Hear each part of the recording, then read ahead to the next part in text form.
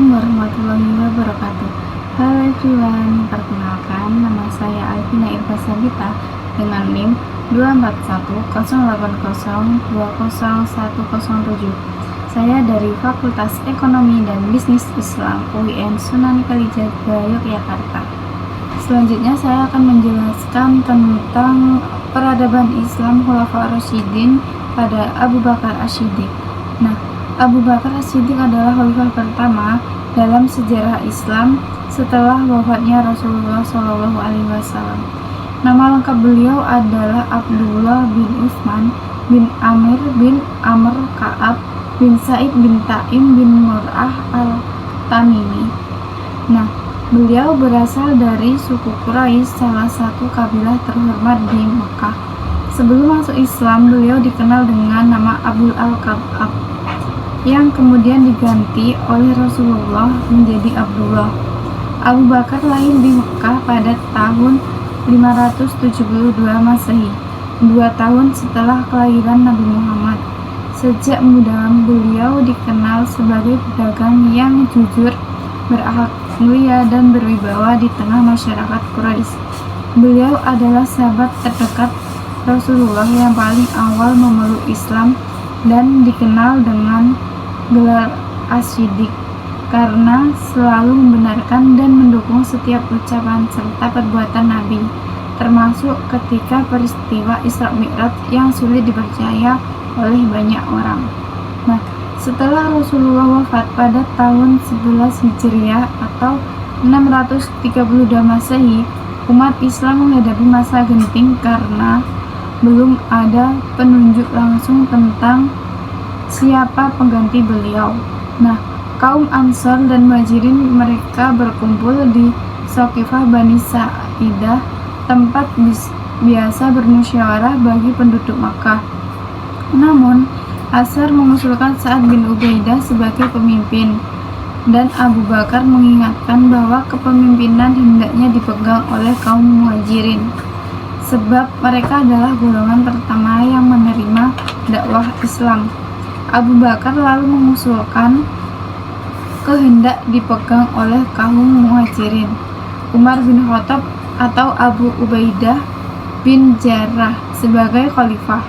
Namun keduanya justru menolak untuk memilih Abu Bakar. Akhirnya semua sahabat sepakat untuk membalut Abu Bakar sebagai khalifah pertama umat Islam, menggantikan kepemimpinan kenabian yang beralih menjadi sistem khalifah. Masa pemerintahan Abu Bakar berlangsung selama 2 tahun, namun penuh dengan ujian yang berat.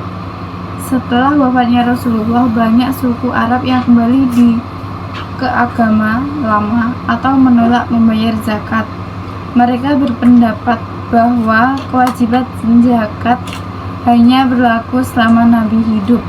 Selain itu, muncul pula nabi-nabi palsu seperti Musailimah al-Kadzab di Yaman, Tulaihah al-As'adi di Najd, Asyadah binti al-Haris di wilayah utara, dan Al-Aswad al-Ansi di Yaman. Menghadapi situasi ini, Abu Bakar dengan tegas memerangi mereka dengan perang Riddah, perang untuk melawan kemurtadan dan mempertahankan ketuhanan ajaran Islam dan kesatuan umat. Beliau menegaskan bahwa zakat adalah bagian dari ajaran Islam yang tidak boleh ditinggalkan. Dalam perang tersebut, perang Islam yang dipimpin oleh Khalid bin Walid berhasil menghempas pemberontakan dan mengembalikan kestabilan Jazirah Arab. Namun, setelah situasi dalam negeri aman, Abu Bakar melanjutkan rencana Rasulullah untuk mengirim pasukan Utsman bin Zaid ke wilayah Syam atau Suriah guna menghadapi ancaman Bizantium. Keputusan ini sempat diragukan oleh sebagian sahabat karena kondisi umat Islam yang masih lemah. Namun Abu Bakar tetap bersikeras melakukannya sebagai bentuk ketaatan terhadap wasiat Rasulullah. Selain itu, beliau juga mengirim pasukan ke Irak dan perbatasan Persia sehingga pada masa pemerintahannya mulai terbuka jalan bagi ekspansi Islam ke Jazirah Arab. Salah satu jasa terbesar Abu Bakar dalam sejarah peradaban Islam adalah pembukuan Al-Quran. Setelah terjadinya perang Yamamah, banyaknya penghafal Al-Quran hufaz yang gugur. Namun, Umar bin Khattab khawatir jika para penghafal terus meninggal, sebagian ayat Al-Quran bisa hilang. Atas usul Umar, Abu Bakar memerintahkan Zaid bin Thabit, penulis wahyu Rasulullah, untuk mengumpulkan ayat-ayat Al-Quran dari hafalan para sahabat dan catatan yang tersebar. Hasilnya adalah satu mushaf lengkap yang disebut Mushaf Abu Bakar, yang kemudian disimpan oleh beliau dan setelah wafatnya diwariskan kepada Umar bin Khattab. Lalu kepada Hafsah bin Umar. Upaya ini menjadi langkah awal dalam menjaga keaslian dan kemurnian Al-Quran hingga kini.